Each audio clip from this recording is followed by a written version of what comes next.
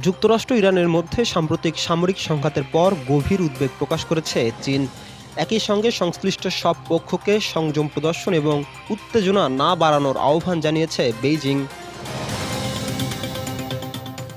বুধবার এক সংবাদ সম্মেলনে চীনের পররাষ্ট্র মন্ত্রণালয়ের মুখপাত্র লিং জিয়ান বলেন, ইরানকে কেন্দ্র করে যুক্তরাষ্ট্র ও ইসরায়েলের যুদ্ধ পরিস্থিতি নিয়ে গভীর উদ্বিগ্ন চীন। তিনি বলেন, সংশ্লিষ্ট সব পক্ষকে উচিত শান্ত থাকা এবং সংযম প্রদর্শন করা, সংঘাতকে আরও তীব্র না করা ও পরিস্থিতির আরও অবনতি ঘটানো থেকে বিরত থাকা। উত্তেজনা কমিয়ে আনার জন্য তাদের বাস্তব ও কার্যকর পদক্ষেপ নেওয়া প্রয়োজন।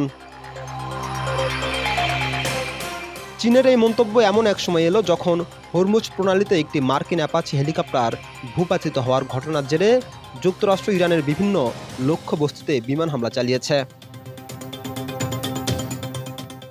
সাম্প্রতিক এই হামলা ও পাল্টা হামলার ঘটনায় মধ্যপ্রাচ্যে নতুন করে উত্তেজনা সৃষ্টি হয়েছে।